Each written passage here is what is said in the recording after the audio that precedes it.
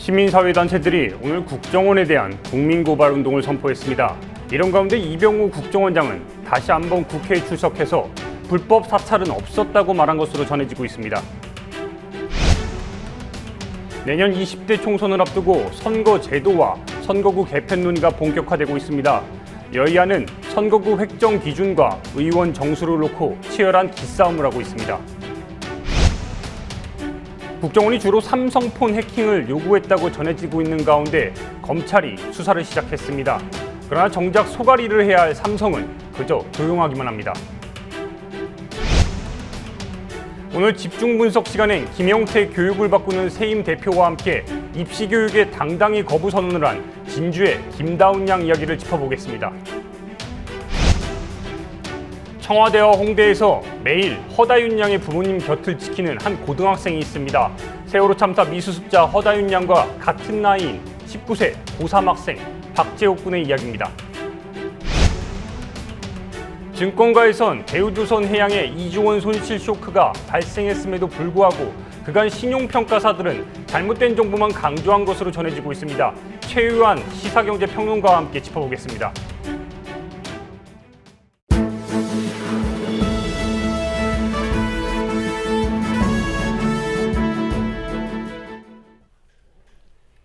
(7월 27일) 뉴스K 시작합니다.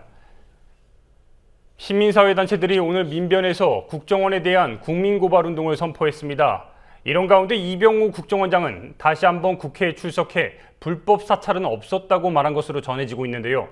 야당은 공세를 강화하고 있습니다. 안은필 기자와 함께 이 사안부터 짚어보겠습니다.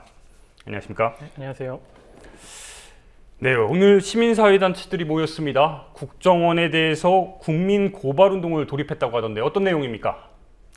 예, 그렇습니다. 지난주에 민변, 참여연대 등 시민사회단체들이 전현직 국정원장 고발을 준비 중이라는 소식을 전해드린 적이 있는데요. 민주노총, 진보네트워크센터 등 8단체는 오늘 민변 사무실에서 국민고발운동 선포 기자회견을 열고 본격적인 활동에 들어갔습니다. 이들은 참여 호소문에서 정보전, 대북공작이란 이름 등으로 민주주의의 예외적 존재였던 국정원이 이제는 민주주의를 전복시키는 존재로까지 나아갔다며 이번 고발은 국정원 시대를 극복해 우리 사회가 보다 민주적 방향으로 나가는 계기가 돼야 한다고 강조했습니다. 일동을 쓰면서까지 발표합니다. 그래서 오늘 저희들이 하려고 하는 것은 국정원들이 국정원 직원 일동으로 나오기 때문에 우리는 국민 일동으로 국민 일동을 그런 이 고발장을 제출하자. 이것은 바로 진실을 규명해가는 정교한 국민 주권 행사의 일환으로 가자. 이호중 천주교 인권위원회 상임이사는 국정원이 과거부터 오늘까지 얼마나 비민주적으로 헌법을 유린하는 중대 범죄를 저질러 왔는지 상기할 필요가 있다고 말했습니다. 과거 몇십 년 전부터 오늘에 이르기까지 국정원이 바로 헌법 위에서 어떠한 통제를 받지 않는 그런 권력기관으로서 국민 위에 군림하면서 오로지 정치 권력의 입맛에 맞는 그런 하수인 역할을 해왔다라고 하는 그런 우리의 역사 속에 존재하는 사건입니다. 국정원 해킹 의혹 사건에 대해 침묵을 지키고 있는 박근혜 대통령을 향한 비판의 목소리도 나왔습니다. 한태근 민변 회장은 해킹 프로그램은 헌법이 보장한 국민 사생활을 침해하는 프로그램인데 헌법을 수호할 책무가 있는 대통령은 침묵으로 일관하고 있다고 지적했습니다. 국정원 해킹 의혹 사건이 본격적으로 제기된 지 19일째를 맞았지만 박 대통령은 여전히 침묵을 지키고 있습니다. 박 대통령은 오늘부터 5일간 휴가에 들어갑니다. 한편 국민고발단과는 별개로 정의당도 오늘 오전 원세훈 전 국정원장과 성명 불상의 국정원 직원들을 서울중앙지검에 고발했습니다. 새정치연합에 이어 정의당까지 국정원을 고발한 건데요. 서울중앙지검은 오늘 새정치연합이 고발한 사건을 공안 2부에 배당하고 수사를 시작한다고 밝혔습니다.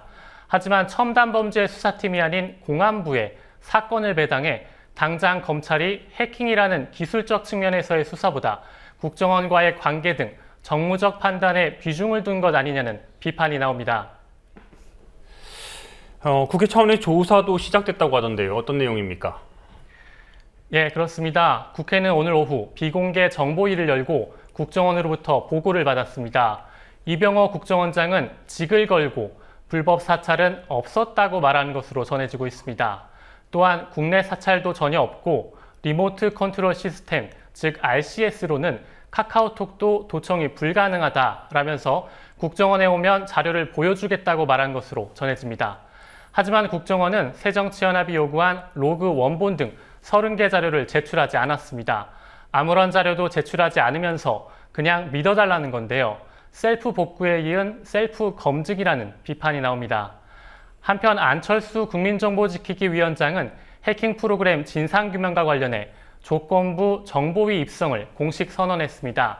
안 위원장은 오늘 정보위 개회 전 가진 기자간담회에서 정보위 참여 조건으로 국정원과 SK텔레콤에 요구한 자료 33건의 제출, 그리고 진상규명에 최소 5명 이상의 전문가가 참여해야 한다는 것, 마지막으로 전문가 로그 분석 기간을 1개월 이상 확보해야 한다 등을 내걸었습니다.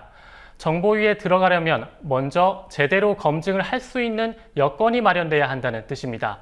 앞서 여당은 안 위원장이 직접 정보위에 들어와서 검증에 나설 것을 요구한 바 있습니다. 셀프 개혁, 셀프 복구, 셀프 검증. 국정원은 참 셀프를 좋아하는 것 같습니다. 네, 다른 사안도 한번 살펴보겠습니다. 어제 새정치민주연합 혁신위가 5차 혁신안을 발표했습니다. 선거제도와 관련된 내용이라고 하는데 어떤 내용입니까? 예, 그렇습니다. 총선이 하루하루 다가오고 있는 가운데 의원 정수 및 선거에 대한 제도를 두고 논쟁이 본격화되는 모양새입니다. 혁신위는 어제 5차 혁신안을 발표하면서 현재의 선거제도는 신성한 표의 가치를 지켜내지 못하고 있다며 현재의 정당 구조를 지역 기반 거대 양당의 독과점 체제라고 비판했습니다. 선거제도 개혁의 핵심은 비례성을 높이는 것이다. 각 정당이 자신이 얻은 득표율 혹은 지지율에 비례하는 만큼의 의석을 배분받을 수 있어야 지역주의에 기반한 지금의 독과점적 정당 체계가 타파될 수 있다. 또한 비례성을 높이면 계층, 직능, 집단별 선호와 이익, 즉 민의가 제대로 반영되는 포괄적 정당 체계가 발전해 갈 수 있다. 혁신위는 비례성의 확보, 즉 각 정당이 얻은 표만큼 의석도 얻을 수 있도록 제도를 개혁해야 한다고 밝혔는데요. 그 방안으로는 선관위가 제시한 권역별 소선거구 비례대표 연동제를 기본으로 하되 의원 정수 증대를 논의하자고 제안했고 의원 정수가 늘더라도 국회 총 예산은 동결돼야 한다고 주장했습니다. 결국에는 이 의원 정수 문제가 화두로 떠오를 수밖에 없는데 어떤 내용입니까? 예, 지난해 10월 30일 최대 선거구와 최소 선거구의 인구 편차가 2대1이 넘지 않도록 국회의원 선거구를 재획정해야 한다라는 헌법재판소의 판결이 있었는데요. 이에 따라서 선거구 재획정과 의원 정수 문제는 어쨌든 총선 전에 정리돼야 하는 사안입니다. 일단 혁신위의 관련 발표로 논의에 불이 붙은 셈인데요. 하지만 새누리당은 의원 정수 확대에 강하게 반발했습니다. 원유철 원내대표는 오늘 최고위에서 의원 숫자가 아니라 공천권을 국민에게 돌려드리는 정치 혁신이 핵심이 돼야 한다며 의원 정수를 늘릴 때가 아니라 고비용 저효율 국회에 대해 강력한 정치 쇄신과 개혁을 이뤄내야 할 때라고 강조했습니다. 반면 정의당은 혁신위의 비례대표 확대를 환영한다고 밝혔는데요. 심상정 정의당 대표의 라디오 인터뷰 들어보시겠습니다. 제가 진즉부터 의원님들 만나면은 지금 정당 명부 비례대표제 도입이나 또 그것을 하려면 불가피하게 늘어나는 의원 정수 확대에 대해서 다 불가피하다고 말씀을 하시는데 아무도 입 밖에 내지를 않으셨어요. 그래서 올해 초만 해도 저만 국민들로부터 크게 혼이 났는데 이제 진짜 이거 얘기하면 잘못하면 욕 굉장히 먹어요. 더 많은 분들이 그 소신대로 커밍아웃에 나서기를 바라고요. 심 대표는 의원수 증가에 대한 국민들의 반발에 대해선 의원수를 늘리더라도 세비 삭감 같은 자구 노력을 통해서 국민을 닮은 국회를 만들기 위해 의원 정수 확대가 불가피하다는 생각을 국민들에게 잘 말씀드려야 한다고 답했습니다. 지금 이제 우리나라가 지금 300명인데 7조, 그러니까 700조를 예산 여러 기금까지 하면 700조를 심의를 해야 되니까. 예. 1인당 지금 2조 이상을 3조 가까이 2조 이상을 심의를 하지 않습니까? 예. 그러니까 MB 자원 외교나 이런 문제들이 생기는 거거든요. 예. 정부도 제대로 견제하려면은 현재 의원 수 갖고는 안 되고, 이건 OECD 평균이 96,000인데 우리는 15만이란 말이에요. 예. 1인당. 한편 국회는 오늘 오전부터 정치개혁 특위를 열고 선거구 획정 기준과 의원 정수, 권역별 비례대표 도입 등에 대한 논의를 진행 중입니다. 네, 한은필 기자 고생하셨습니다. 내년 20대 총선을 앞두고 선거 제도와 선거구 개편 논의가 본격화되고 있습니다. 여야가 총선 룰에 대한 입장차를 보이면서 선거구 확정 기준과 의원 정수와 같은 쟁점들이 화두가 되고 있는데 주요 쟁점들을 장부경 PD가 정리했습니다. 내년 20대 총선을 앞두고 총선 룰이 뜨거운 감자가 되고 있습니다. 선거구 획정 기준과 같은 주요 쟁점들을 하나하나 살펴보겠습니다. 먼저 선거구 획정 기준입니다. 새누리당은 헌법재판소가 제시한 지역구별 인구 편차 기준 2대1을 지키는 선에서 선거구를 획정하자는 입장입니다. 만약 이 기준을 충족시키지 못할 경우 자치구나 시군의 행정분할을 일부 허용해 선거구 조정을 최소화하자고 주장하고 있습니다. 현행 지역구의 틀을 최대한 유지하는 방안입니다.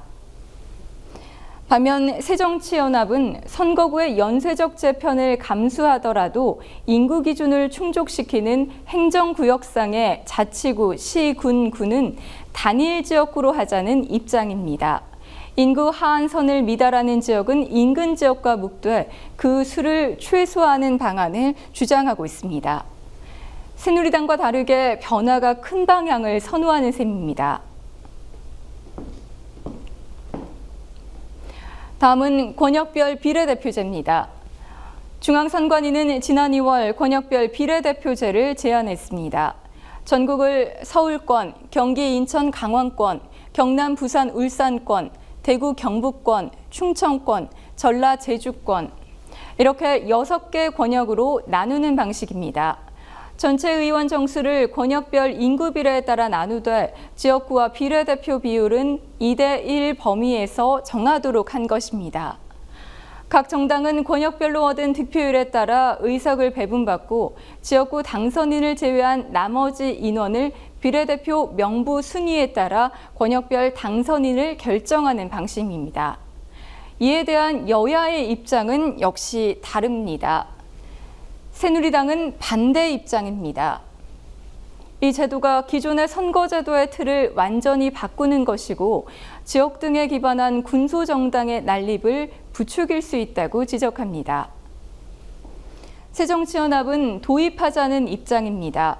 각 정당이 자신이 얻은 득표율 혹은 지지율에 비례하는 만큼의 의석을 배분받을 수 있어야 지역주에 따른 독과점적 정당 체계가 없어질 수 있다고 주장합니다. 의원 정수에 있어서도 여야의 입장은 다릅니다.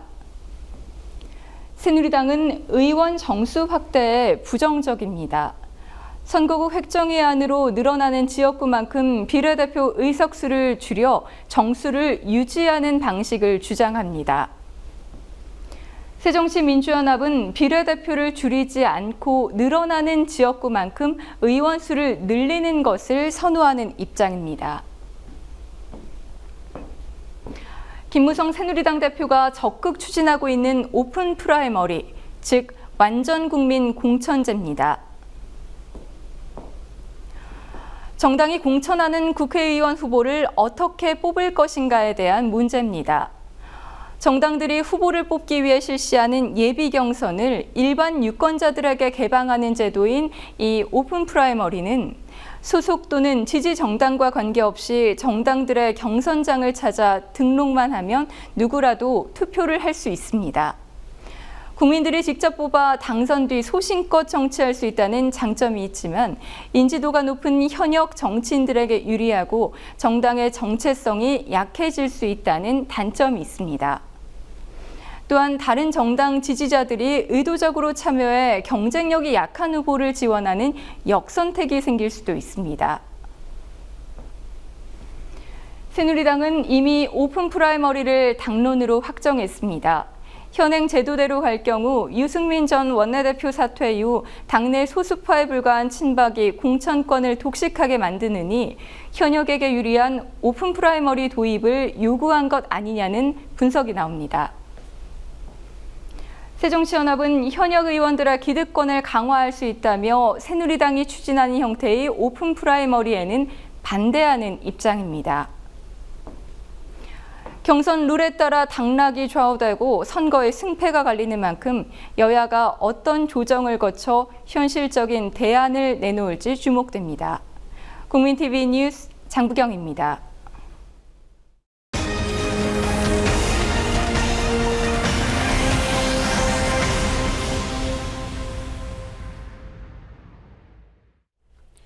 삼성폰 쓰고 계신 분 많으시죠? 국정원이 주로 삼성폰 해킹을 요구했다고 하는데 혹시 해킹을 당한 건 아닌지 불안하신 분 적지 않을 겁니다. 오늘 야당도 진상조사를 시작하고 검찰이 수사에 착수했습니다. 바늘방석에서 소가리를 하고 있을 텐데도 그런데도 삼성은 그저 조용합니다. 입장이 무엇인지 조아라 기자가 취재했습니다. 삼성폰은 다음 달에 해킹해주겠다. 2014년 12월 이탈리아 해킹팀이 보낸 메일 내용 중 일부입니다. 메일 수신인은 데브렌젤 천사, 국정원 직원으로 알려져 있습니다. 올해 3월 국정원이 해킹팀에 보낸 메일입니다. 삼성 갤럭시 노트 3, 해킹을 원하는 스마트폰 기종이 더 자세히 나와 있습니다. 2013년 1월 국정원은 갤럭시 S3 스마트폰 단말기를 해킹팀에 직접 발송해 분석을 의뢰했고 2월에는 음성 녹음 기능을 테스트해달라고 요구했습니다. 국정원이 독자적인 운영체제를 가진 아이폰보다 비교적 해킹이 쉬운 것으로 알려진 안드로이드 운영체제를 공격 목표로 삼으면서 삼성 스마트폰이 주요 대상이 된 겁니다. 국정원이 아이폰 홍보 도움이라는 얘기가 나오는 이유입니다. 하지만 삼성 측의 입장은 다릅니다. 전 세계적으로 아이폰 비율 대비해서는 안드로이드 계열이 훨씬 더 많긴 많죠. 그 보안책이라는 게 안드로이드는 약하다. 이제 그런 것들이 아직은 규명이 좀 안 된 상태고. 해킹 프로그램 사찰 의혹으로 야당에는 진상조사위원회가 구성되고 국정원의 해명이 이어지고 있지만 삼성은 어떠한 입장도 내놓지 않고 있습니다. 오히려 삼성 측 홍보 담당자는 잘 모르는 내용이라며 선을 그었습니다. 삼성 입장이 나올 만한 사안인가요? 그 메일에는 그런 원문을 못 봐서 잘 모르겠지만 메일을 전혀 안 보셨어요? 그러면 그 유출된 자료 중에? 기자도 아니고 네. 그런 거를 알 수 있는 위치에는 있지 않고 오로지 이제 나오는 기사만 보는 입장이니까. 향후 대책에 대해 물어도 마찬가지입니다. 아마 애플도 해킹에 대해서 문제가 없다라는 말은 아마 안 할 거예요. 이번 사안은 지금 보기에는 정치적인, 그러니까 산업적인 사안보다는 그쪽과 정치단, 그쪽 분야의 사안으로 있으니까 저희가 지금 제조사가 나서서 이렇게 얘기를 하고 그럴 단계는 아니죠. 대응을 해야 되는 건지 잘 모르겠어요, 지금은. 국회는 오늘 국정원 불법 해킹, 사찰 의혹과 관련해 본격적으로 진상조사에 들어갔고 검찰도 이에 대해 수사에 들어갔습니다. 삼성이 언제까지 국정원 사찰 의혹과 거리를 둘 수 있을지 지켜볼 일입니다. 국민TV 뉴스 조아라입니다. 진주에서 지난 봄에 학교를 그만둔 여학생이 한 명 있습니다. 18세 김다운 양인데요. 다운 양은 여러분의 학교에 배움이 있습니까? 라는 대자보를 들고 한국교육의 정면으로 맞서는 1인 시위를 했습니다. 이 사안과 관련해서 교육을 바꾸는 세임 김영태 대표와 한번 짚어보겠습니다. 안녕하십니까? 네, 반갑습니다. 네, 어려운 발언 감사드리고요. 그 자퇴한 여고생이 여러분의 학교에 배움이 있습니까? 라는 이런 일침을 하면서 어떻게 보면 한국 교육에 대한 정면 거부라고 볼 수 있는데 어떻게 보십니까? 예, 그만큼 많은 사람들이 김다운 양의 아주 용기 있는 행동에 공감한다는 뜻으로 읽힙니다. 마치 동화로 비유하면 발가벗은 임금님이라고 외친 셈입니다. 지금 말씀 중에 발가벗은 임금님이라고 지금 이야기했는데 이 표현이 굉장히 지금 한국 교육의 어떻게 보면 현실을 적나라하게 좀 드러내는 것 같습니다. 어떻게 보면 이렇게 지금 직접적으로 여고생이 문제 제기를 한 게 요 근래에선 처음으로 알고 있는데 다시 한번 그 설명 좀 부탁드리겠습니다. 예, 지난 20일 그 밤 9시에 방송되는 여기 국민라디오 김영태의 행복한 교육세상에서도 김다운 양의 그 살해하고 학교 밖 청소년 문제 한번 짚어드렸는데 다시 요약해드리면 여러분의 학교엔 진정 배움이 있습니까? 학생은 공부하는 기계가 아니다. 이 말은 그 다니던 진주여고를 자퇴한 김다운 양이 1인 시위를 하면서 들고 있었던 손 팻말입니다. 그는 경쟁만 남은 배움이 없는 학교에 있을 수 없어서 학교를 뛰쳐나왔다. 그리고 자신의 페이스북에 사진과 함께 왜 자퇴하게 됐는지 그 1인 시위하게 된 경위에 대해서 올렸습니다. 그것을 보면 김다운 양은 나는 꼭두각시가 아니다. 그렇기에 실을 끊겠다. 부모님에게, 선생님에게, 그리고 성적에, 입시에 가려져 있던 나를 발견했을 때 내가 지금까지 마치 남의 삶을 살았고 이대로라면 내가 내 인생을 살 수 없겠다. 이런 사실에 견딜 수 없어서 고통스러웠다. 이렇게 했거든요. 또 자식의 재능을 무시한 채 1등만을 강요하는 부모님께, 또 1등만을 강요하게 만드는 어떤 제대로 된 교육은 실시하지 않는 국가에게 대한민국 교육의 교육 현실의 책임을 묻는다. 이런 그 주입식 교육으로 학생들의 사고를 굳히면서 창의적인 인재 운운하는 학교와 국가의 모순을 고발한다. 이렇게 외쳤습니다. 네, 저도 개인적으로 김다운 양을 인터뷰를 직접 했었는데 예. 일단은 당시에도 용기 있는 그 행동에 대해서 굉장히 여러 질문을 했던 기억이 납니다. 그러면서 이제 이런 행동에 대해서 저도 우리 한국 교육을 거친 사람으로서 좀 미안함과 그다음에 부끄러움을 느꼈는데 어떻게 보십니까? 예, 그래서 많은 사람들이 김다운 양에게 박수를 보내면서도 진행자께서 말씀하신 것처럼 동시에 미안함을 지금 표시하고 있습니다. 네, 그 미안함에 지금 우리가 방점을 좀 찍어야 될 것 같은데 다운 양의 이런 행동에 대해서 17년, 교사 생활 17년인 어떤 선생님이 이런 말을 했습니다. 자퇴한 다운 양이 제 스승입니다. 그러면서 다운 양에게 편지를 보냈다고 하던데요. 어떤 내용입니까? 예, 그렇습니다. 그 서부원 선생님이 오마이뉴스에 그 편지글을 올렸는데요. 서 선생님은 그 글에서 이렇게 시작하고 있습니다. 김다운 양을 응원하기 위해서 자판 앞에 앉았는데 지지와 격려의 글을 보내자니 저 스스로 한없이 부끄러워집니다. 고등학교에서 다운 양 또래인 고2 학생들을 가르치는 교사로서 주범은 아닐지언정 다운 양을 학교에서 내몬, 적어도 공범이 될 테니까요.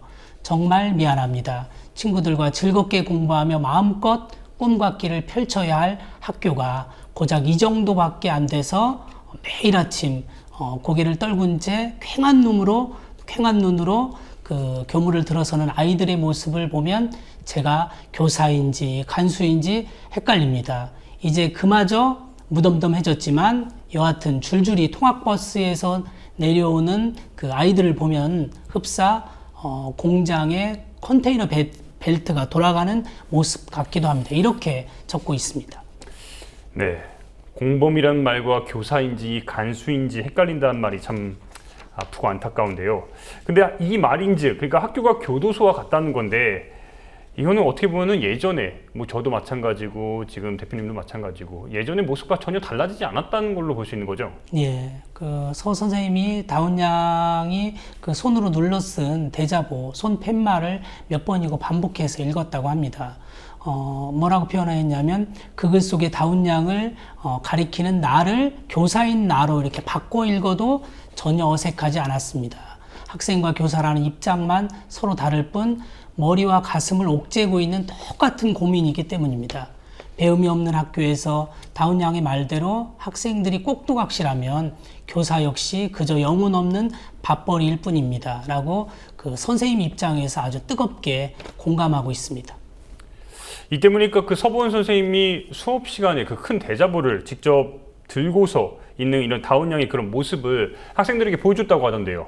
예, 그 아이들에게 보여주면서 심지어 한 아이에게 큰 소리를 한번 읽어봐라 이렇게 했다고 합니다. 그랬더니 다들 그 놀라워하면서 동갑내기잖아요. 동갑내기 네. 여학생이 남긴 그 자퇴의 변에 하나같이 고개를 끄덕이면서 공감했다고 합니다. 그러나 이 자퇴에 대해서는, 자퇴라는 이거에 대해서는 100% 공감하진 않았다고 하던데. 예, 아무래도 자퇴라는 선택에 대해서는 의견이 분분했다고 합니다. 그 한 아이는 모르긴 해도 성적이 뛰어나거나 유학을 갈 정도니까 뭐 집이 부유하니까 뭐 믿는 구석이 있으니까 자퇴하는 거 아니냐. 뭐 이런 반응도 있었다고 하고요. 또 다른 아이는 그 자퇴라고 하는 건 여전히 우리 사회에서 주홍 글씨 같은 것이다. 그런 낙인 찍는 것이다. 아무 대책 없이 학교를 벗어나는 것은 위험하지 않느냐. 또 이런 반응도 있었다고 하네요. 그러니까 아이들의 마음이, 학생들의 마음이 교실에서는 뭐 반반이라고 어떻게 볼 수 있는 건데 이 부분은 어떻게 보십니까? 그러니까 서 선생님은 그 현실에 절망하고 분노할지언정 선뜻 학교 울타리를 벗어나지 못하는 그 아이들에게 다운 양은 여전히 낯선 존재라면서, 그러나 다운 양의 그 자퇴 이슈는 1년 그 365일 학교, 집, 학원 이렇게 그 다람쥐 쳇바퀴 돌듯 순례하는 아이들에게 어떤 그 평온한 일상에 잔잔한 파문을 일으키고 있다 이렇게 했고요. 자퇴가 연쇄적으로 일어날 것 같지는 않지만 공부를 잘하고 못하고를 떠나서 최근 학교의 존재 이유를 묻는 아이들이 늘었다 이렇게 말하고 있습니다. 학교의 존재 이유를 묻는다는 그 지금 참 물음이 참 어떻게 보면 의미 깊은데 이 때문에 그 교사들도 뭔가 자성의 목소리가 높다고 하던데요. 예, 그 김다운 양이 자퇴를 결심하기 전에 가장 후회되는 일이 교사들의 꼰대질과 강압에 저항하지 못했던 것이라고, 이제 이런 그 다운 양의 일침이 그 선생님들한테 아주 적잖이 논란이 되고 또 놀라고 있다고 그렇게 또 선생님은 말씀을 하고 있습니다. 그 교사와 학생들 사이가 사제지간이어야 되는데 마치 갑을관계로 여길 정도로 학교의 상호 불신과 폭력이 팽배해 있다는 지적에 뜨끔하다. 어떤 그 가르침이 꼰대질로 여겨지고 생활지도가 강압으로 받아들여지는 곳이라면 그곳이 더는 학교라고 말할 수는 없다. 선생님은 이렇게 말씀하고 있습니다. 그런데 이 서부원 선생님께서 마지막에도 이 사죄하는 내용으로 글을 맺어주셨다고 하던데 어떤 내용입니까? 그렇습니다. 지금 고등학교엔 아무런 정의도 희망도 미래도 없다는 다운 양의 냉혹한 지적을 겸허히 받아들입니다. 무릇 교육이란 정의가 강물처럼 흐르는 미래를 꿈꾸고 함께 희망을 노래하는 것일진데 그 머리로만 가르치려고 했을 뿐 가슴으로 다가서지 못한 그 점을 거듭 사죄합니다. 끝으로 망망대해에 떠있는 조각배처럼 외롭고 힘들겠지만 그 당당한 삶을 통해서 부디 보란듯이 행복하길 기원합니다. 저 역시 다운 양에게 자퇴한 것이 후회되도록 그 학교 안 아이들에게 배움이 있는 학교, 그리고 정답이 있는 삶을 살도록 최선을 다해 가르치겠습니다. 적어도 더는 비루한 교사는 되지 않겠습니다. 일면식도 없지만 다운 양이 제 스승입니다. 이렇게 아주 비장하게 마무리를 짓고 있습니다. 이것이 이 땅의 모든 그 의식 있는 선생님들의 마음이지 않을까 싶습니다. 그 의식 있는 선생님들이 요즘에 점점 자리를 잃어가는 모습이 보이는데 어떻게 그 이유가 어떻게 보십니까? 어떻게 보면 이 사교육의 열풍과도 좀 맞물렸다고 볼 수 있는데 그 부분도 한번 짚어주시죠. 네, 지금 한국 교육이 얼마나 힘든지 다들 선생님은 선생님대로 또 아이들은 아이들대로 또 학부모는 학부모대로 다 힘들다고 하잖아요. 한국 교육이 얼마나 힘든지 어떤 얘기가 있냐면요. 아주 전지전능한 하나님이 내려와도 지금 당장 고치기 어려울 것이다. 또 어떤 얘기가 있냐면 한국 교육을 치유하는 것은 100km 이상의 고속 주행하고 있는 자동차를 정지하지 않고 주행 상태에서 고치라고 하는 것과 똑같다. 이 정도로 한국 교육이 좀 얽히고 설켜서 단번에 풀기 어려운 점은 있습니다. 그러나 이럴 때일수록 기본으로 돌아가면 된다고 생각합니다. 한국 교육이 이 정도로 지금 중병인 것은요, 교육 논리가 작동되어야 되는데 교육 논리가 아닌, 다시 말하면 정치 논리, 그동안은 경제 논리, 경쟁 논리, 이념 논리, 어떤 진영 논리 등이 작동했기 때문이라고 봅니다. 끝으로 한 가지만 더 짚어보겠습니다. 이 때문에 우리나라의 이런 교육 문제에 대해서 뭔가 다시 한번 해결책이 요구되고 있는 상황이고 국가교육위원회가 설치가 간절하다고 하던데 이 내용 한번 짚어주시면서 마무리해 주시죠. 그래서 교육계가 지금 간절히 요구하는 소원 제 첫 번째가 사실 국가교육위원회입니다. 왜냐하면 아까도 말씀드린 것처럼 국가교육위원회가 서면 적어도 어떤 정치 논리나 경제 논리나 진영 논리가 아닌 교육 논리가 작동될 수 있기 때문입니다. 그래서 교육만큼은 어떤 정치 논리, 경제 논리, 시장 논리로 접근하면 안 되고 그 정권 교체와 무관하게 핀란드가 그런 경우거든요. 그래서 교육 논리와 교육적인 안목에 기초해서 교육 정책 및 입시 제도를 운영하고 그 어떤 통제도 없이 다시 말씀드리면 교육부의 관료들이 독점하고 있는 정책 개발 기능을 집행 기능과 분리시켜 가지고 시민들에게 돌려주기 위해서는 그 국가교육위원회가 꼭 필요하고요. 그렇게만 된다고 하면 이렇게 다운 양처럼 학교를 그만두거나 학교를 그만두는 지금 학생들이 한 해에 6만을 넘고 있거든요. 결국에는 그 교육이 일관성을 가져야 되는데 계속해서 정권이 바뀔 때마다 교육 정책도 바뀌는 게 아쉬운 부분이 있습니다. 네, 오늘 말씀 감사합니다. 네, 고맙습니다. 고맙습니다. 함께 만드는 언론 미디어 협동조합 여기는 국민TV 함께 만드는 언론 미디어 협동조합 여기는 국민TV.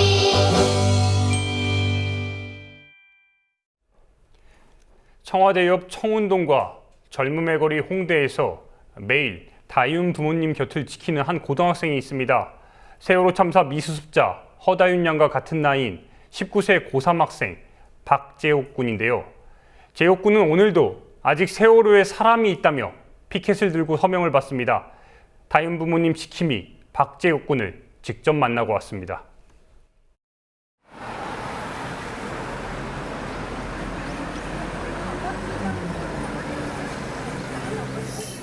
저는 고3인 일산에서 살고 있고 매일 강화문도 다니고 홍대랑 청운동도 다니는 박재옥이라고 합니다. 청운동에는 한 달 좀 넘었죠? 조금 넘었고 강화문에는 이제 3개월 좀 넘었어요. 세월호가 딱 터지고 나서 품목을 전날 갔었어요. 그래가지고 확인을 하고 나서 이건 아니다 싶어가지고 일단 나왔죠. 그러다가 아파가지고 활동을 쭉 못하다가 올해 4월부터 강화문에 나오면서 유작소에 있다가 아무리 봐도 유가족이랑 미수습자랑의 차이가 조금 크더라고요. 애를 찾고 못 찾았고의 차이가 너무 커가지고 솔직히 미수습자 찾는 거 저한테 이득되는 건 없는데 저렇게 아프신 어머니가 나와서 하는데 내가 그렇게 막 아프다고 혹은 뭐 두렵다고 안 나와서 힘들다고 곁에 안 있으면은 그게 도리가 아닌 것 같아요. 세월호를 생각하는 사람으로서 그렇게라도 조금이라도 도와드리는 게 맞는 것 같아요. 네, 힘들어요. 어떤 부분이 제일 힘들어요? 항상 소리 내고 하는데 이제 주변에서 지나가는 사람들이 뭐라 할 때도 이제 솔직히 기분 나쁘죠. 어머니들은 엄마가 여기 딱 있는데 거기서 그냥 뭐라 하고 지나가는 게 얼마나 기분이 나빠요. 저한테 뭐라 하는 것까지는 괜찮은데 미수습자 가족들이나 아니면 나랑 같이 하는 자봉분들한테 욕을 하면은 그건 굉장히 기분이 나쁘죠. 나보다 더 힘들게 하고 있을 수도 있는데 그런 사람들한테 하니까 그런 것도 있고 가장 힘든 건 이제 스케줄 조절이 좀 힘들다는 거. 아무래도 학교 다닐 때는 이제 평일에 못 나오니까 마음도 되게 찝찝하고 주말에만 이렇게 함께 하지 못하니까 뭐 또 단체 활동도 이제 그런 것도 있다 보니까 이번 주도 이제 화요일부터 금요일까지는 못 나오거든요. 그것 때문에 찝찝하기도 하고 항상 마음에 세월호가 딱 들어가 있죠. 그러니까 함께 하지 못하면 되게 찝찝하고 계속 회복 들여다보게 되고 뭔가에 집중을 제대로 못하죠. 그럼에도 불구하고 네, 동갑이니까 하는 거죠. 저희 동갑을 어떻게 보면 지켜주다가 아직 못 돌아오신 선생님도 계시고 5살짜리 애도 있잖아요. 그리고 그리고 제 친구들 같이 저랑 졸업해야죠. 그게 제 목적인데요. 네, 저랑 같이 자봉하는 사람들이 같은 마음을 가진 사람들이 뭐 요섭이 형이나 승준이 형이나 예영쌤이나 같이 자봉을 하는 사람들이 더 이상 안 떠나갔으면 하는 마음, 진짜 이 멤버라도 유지했으면 하는 마음. 왜 많이들 떠나갔어요? 작년보다 확실히 많이 떨어졌고 또 이쪽이보다 훨씬 더 많은 양이 안 오고 있기 때문에, 그리고 뭐 요즘 메르스도 터지고 그 이후로 사람들이 막내가 적기 때문에 요즘은 그냥 리본만 받아가도 기분이 되게 좋아요. 우리랑 함께하는 사람이 또 한 명이 생겼구나, 그런 마음. 당사자가 나의 곁에 있으니까 항상 활동의 최전방에서 내가 활동을 하고 싶어 하니까 그렇게 움직이다 보니까 항상 당사자가 곁에 있더라고요. 그 당사자들의 마음을 보고 생활을 보면서 계속 제 마음을 오히려 다잡고, 제 멘트 그대로일 것 같아요. 홍대에서 항상 외치는 멘트 그대로. 아이들이 어디에 있는지 아는데 배가 인양이 안 돼가지고 못 찾고 있잖아요. 뭐가 어찌 진상규명을 원하던, 아이를 찾기를 원하던, 안전한 사회를 만들기 위해서 일단 배가 인양이 돼야 가장 최종적으로 뭐든지 밝혀낼 수 있기 때문에 저는 배가 가장 중요하다고 봐요. 근데 너무 길게 가면은 배의 인양이 완전히 온전치가 안 될 수가 있고, 그러려면 최대한 빠른 시일 내에 우리가 또 힘을 모아가지고 해야죠. 그러니까 그냥 리본 달고 가는 것만으로도 좋아요. 저희랑 조금이라도 함께 같이 해주셨으면 좋겠어요. 누구든지. 그 사람이 나이가 많든 나이가 적든 혹은 외국인이든 아니든 우리랑 리본에 달고 같은 마음으로 기억을 하고 있다는 것 자체가 일단 가장 중요한 것 같아요. 아직 세월에 사람이 있다. 훌륭해요. 제주 해군기지 건설 중단을 촉구하는 강정 생명 평화 대행진이 오늘 첫 발을 내딛었습니다. 다음 달 1일까지 5박 6일간 제주 전역을 누비면서 평화의 메시지를 전하는데요. 행진에는 강정마을 주민들과 해군기지를 반대하는 평화활동가, 용산참사 유가족, 밀양 송전탑 지역주민, 그리고 쌍용자동차 해군노동자 등이 함께하고 있습니다. 오늘 영상은 행진에 참여한 국민TV 조합원 정선희 님이 보내주셨습니다. 우리가 멈추려고 합니다. 하지만 우리는 범죄자가 아닙니다. 우리는 사면을 거부할 것이고 유자들이 처벌받는 그날까지 우리 스스로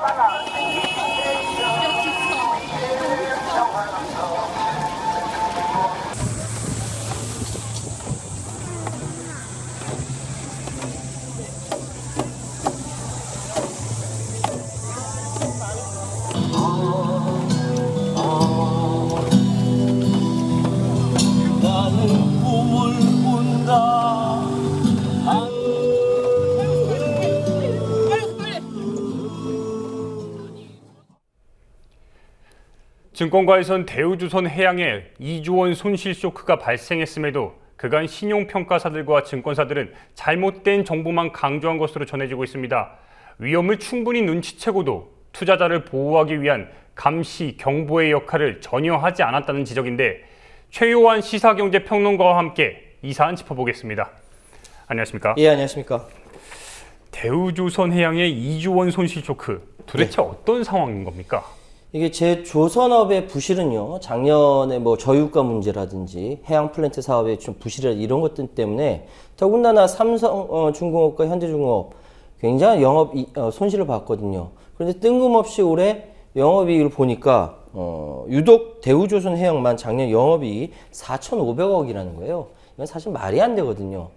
알라딘의 요술램프가 있지 않는다면 있을 수가 없는 일입니다. 그런데도 불구하고 이 상황에서 대주주인 산업은행이라든지 증권사라든지 이런 데서 뭐 눈치를 충분히 챘음에도 불구하고 아무런 이의를 제기하지 않았던 겁니다.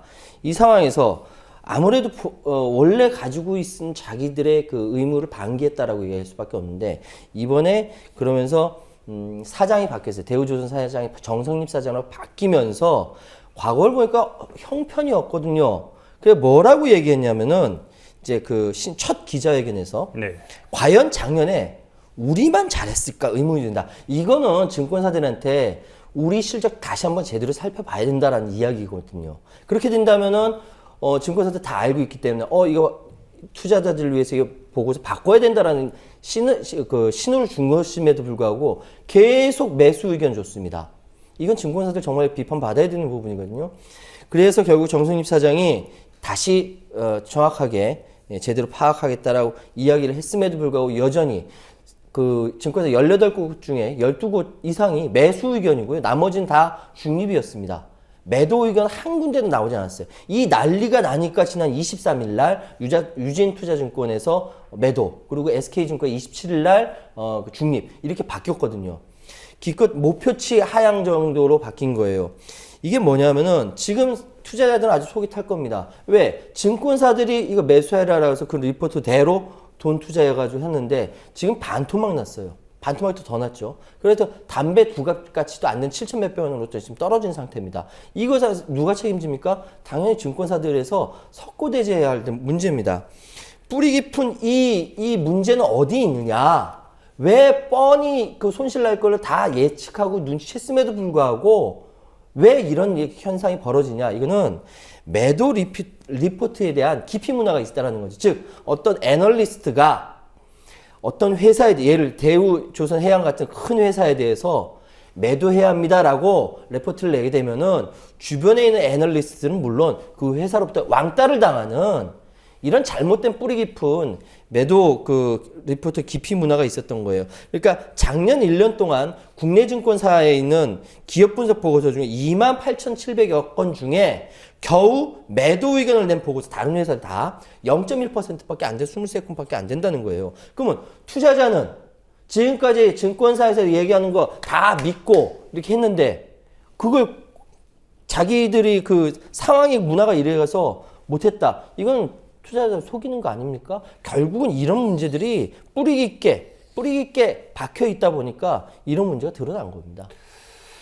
그러니까 지금 어떻게 보면은 말씀을 정리를 하면은 증권사 리포트가 중립 혹은 매수 의견이 대부분이었다는 건데 하나가 어떻게 보면 거대한 증권사가 의견을 내놓으면 그거에 대해서 뭐 다른 의견 표명이나 이런 거 없이 그냥 쭉 따랐다고 볼 수 있는 겁니까? 그러니까 어떤 거대한 증권사의 문제가 아니라요. 기업에 대해서 애널리스트 다 눈치를 보는 거예요. 그렇기 때문에 자기 의견 제대로 표출을 하지 못하는 거죠. 그런데 대체적으로 커다란 증권사에서는 이제 그 의견 표출하게 되면은 따라가는 경향이 있어요. 어디? 외국계 증권사는 자기 의견 표출을 합니다. 그리고 오히려 기업에서 클레임을 걸게 되면은 외국계 은행에서는 언제 몇 시에 어떻게 클레임 걸었다라고 공표를 해버려요.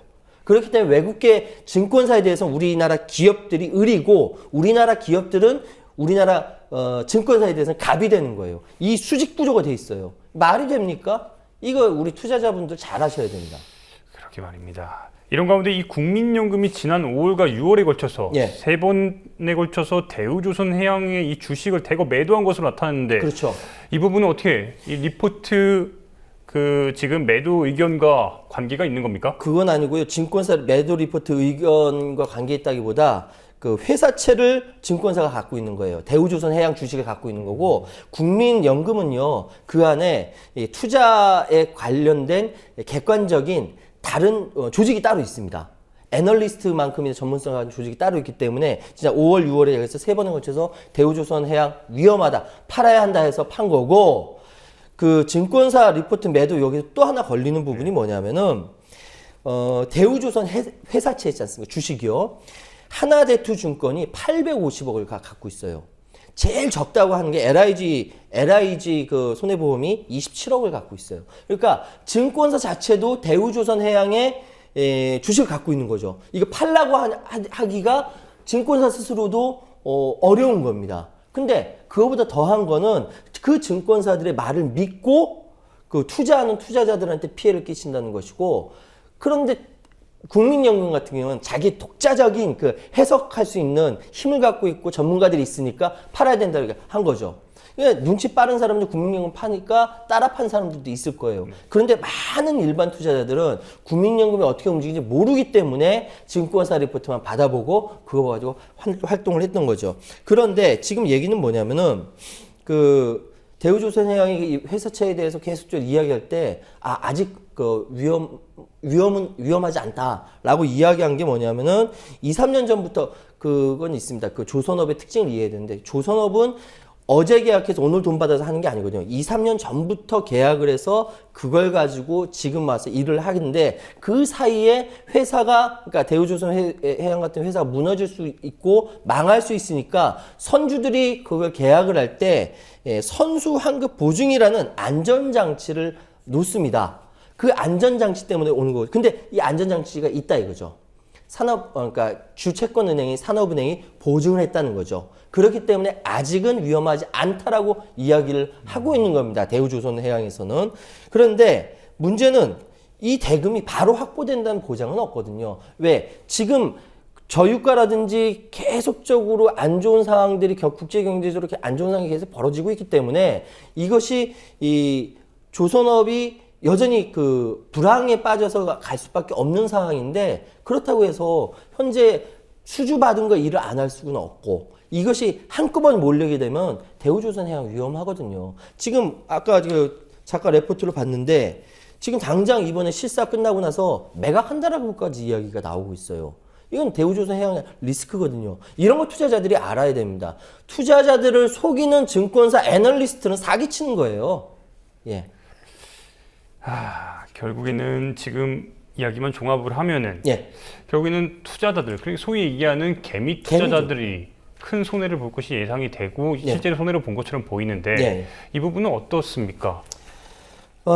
정말 참 이 부분에 대해서는 참 깝깝하죠. 예. 왜냐하면은 우리나라의 증권 시장이 좀 이렇게 좀 부흥하고 좀 이렇게 좀 커 나가야 탄력받고 움직일 수 있는 부분인데, 어쩔 수 없이 지금 현재로서는 대우조선해양의 정선립 사장은 그 강도 높은 구조조정, 그리고 부동산과 주식 등의 비업무성 자산 매각하면서 핵심 주력 사업으로 밀고 나가겠다라고 얘기를 하고 있습니다. 그러면서 뭐 하냐면 인적 구조조정 청산에 대해서는 생각하고 있지 않다라고 얘기하거든요. 그런데 이건 정선립 사장의 얘기예요. 주 채권은행인 산업은행은 그렇게 생각하지 않는다는 거죠.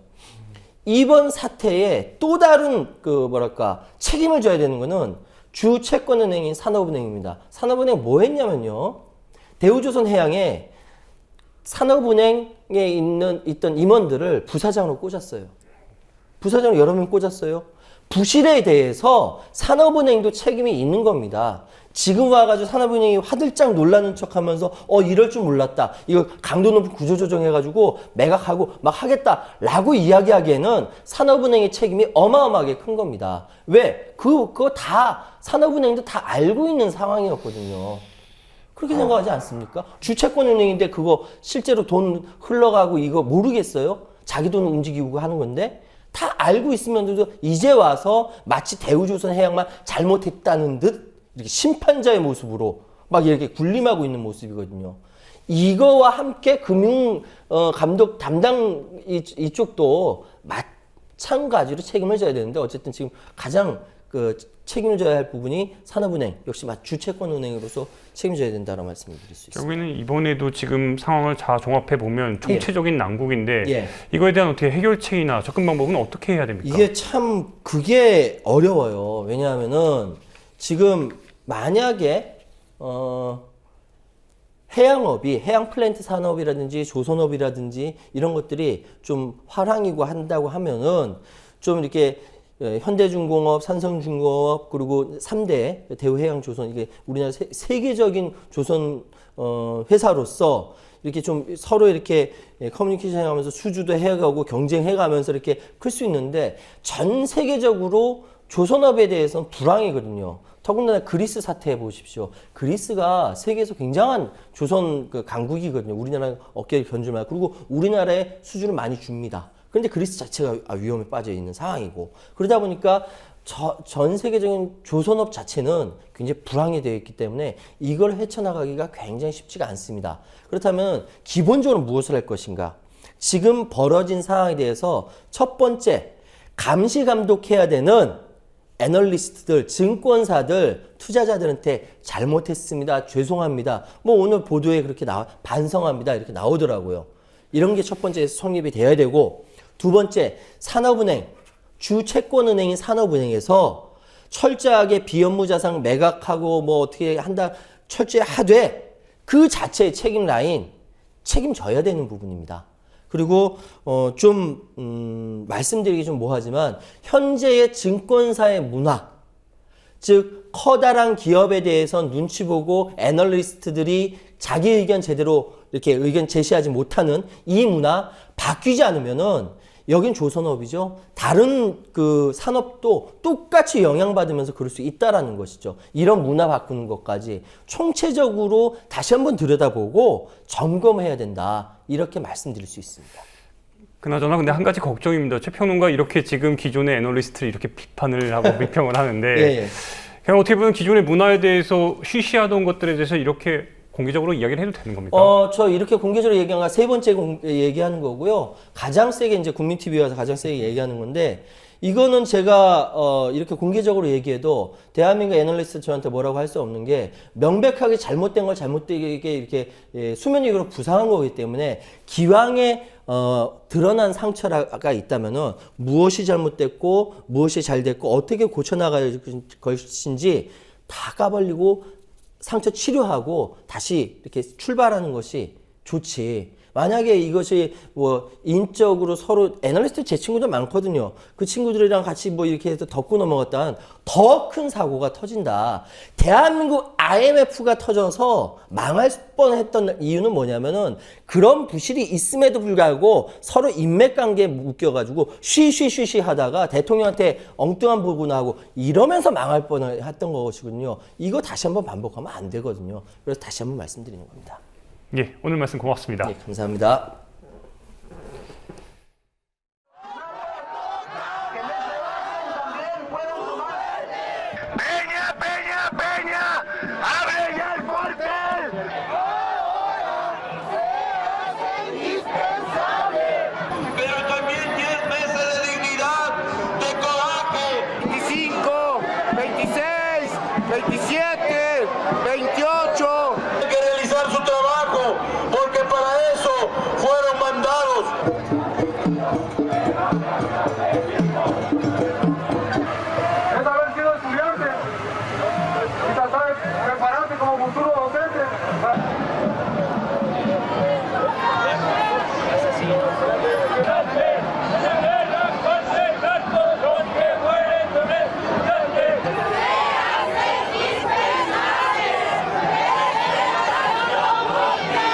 Les exigimos que nos los entreguen, pues ya son 10 meses, o que nos diga qué cosa quiere con nosotros, los padres de familia, aquí estamos, que nos entreguen a nuestros hijos, si quiere a cambio, aquí estamos nosotros.